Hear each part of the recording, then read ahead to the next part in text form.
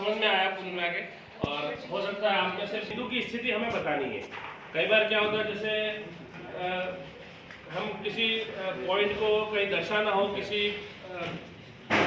किसी तल पर कोई बिंदु दर्शाना हो, तो उसको किस प्रकार दर्शाया जाए कि स्थिति कहाँ पर होगी। तो उसकी स्थिति को दर्शाने के लिए निर्देशन ज्यामिति का विकास किया गया। इसके वैज्ञानिक रेने देकार्ते हैं, उन्होंने इसका डेवलप किया इसको। तो निर्देशन ज्यामिति यही है। निर्देशन ज्यामिति ज्यामितीय रूप से निरूपित संख्याओं के क्रमिक युग्म का एक अध्ययन। किसी तल में किसी बिंदु की अवस्थिति को निर्धारित करने की पद्धति को निर्देशांक ज्यामिति कहते हैं। और इस पद्धति को कार्तीय पद्धति भी कहा जाता है, ऐसा कहीं हमने पढ़ा है। तो जैसे ये है, तो ये हम कह सकते हैं, जैसे हम ग्राफ का अध्ययन बचपन तो नहीं कहे, लेकिन छोटी कक्षाओं से जो शुरू होता है, तो बच्चे को हम बताते हैं कि एक्स और वाई एक्सिस होते हैं और उसके ऊपर जैसे जैसे संख्याएं किस प्रकार से दर्शानी है हमें। तो इसी चरण में थोड़ा आगे बढ़ते हुए हमने इसको समझने का प्रयास किया है। तो इसमें ये तो एक्स एक्सिस है और ये वाला वाई एक्सिस है। इसमें ये बीच वाला है वो मूल बिंदु है, मतलब जीरो है, यहाँ से स्टार्ट कर सकते हैं।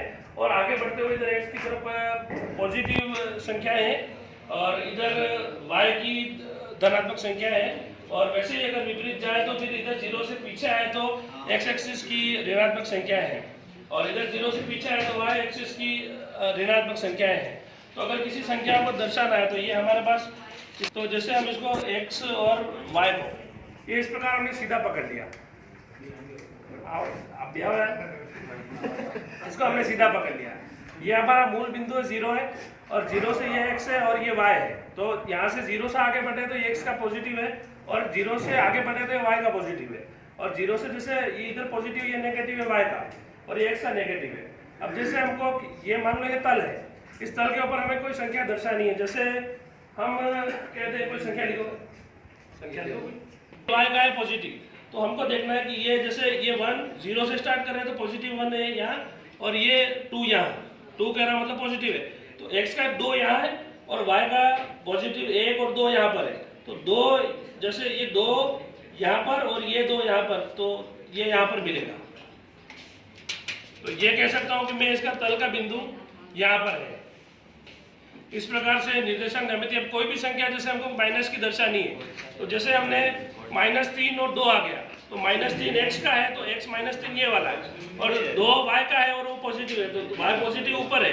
तो वो इस यहाँ पर मतलब इसको प्रथम चतुर्थांश कहेंगे, इसको द्वितीय कहेंगे, इसको तृतीय कहेंगे, इसको चतुर्थ कहेंगे।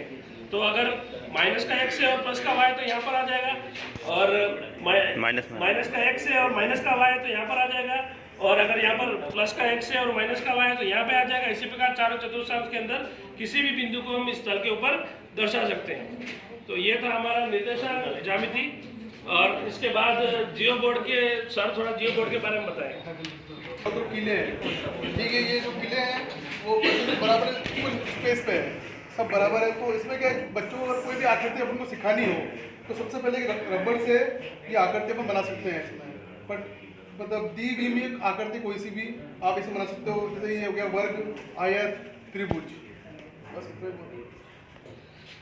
इस वाले के अंदर हम सर्कल वर्ग को नहीं दर्शा सकते हैं, इसलिए ये वाला है। और इसका एक ये भी है कि ओनली 2D दर्शाता है, 3D नहीं। जैसे हम घनाभ वगैरह उसमें नहीं दिखा सकते हैं बच्चे को। तो ये कह सकते हैं कि शुरुआती अगर किसी बच्चे को चित्र का अध्ययन, जैसे हम कोई रेखाखंड या बहुभुज को अगर शुरुआती अध्ययन करवा रहे हैं, तो सबसे पहले हम ऐसे डब्बे बना देंगे तो बच्चा कैसे बन रहा है, कैसे चेंज हो रहा है पता नहीं चलेगा। तो हम इसको कह सकते हैं कि ये कीले लगी हुई हैं, रबड़ या किसी धागे की सहायता से उसको खींच के और कोई भी रेखाखंड है या फिर कोई भी बहुभुज, त्रिभुज, चतुर्भुज जैसे चित्र उसको बना के दिखा सकते हैं। तो थोड़ा आसानी से समझ पाएगा, संबंध कर पाएगा और आगे पढ़ने के लिए या फिर सीखने के लिए शुरुआत अच्छी हो पाएगी।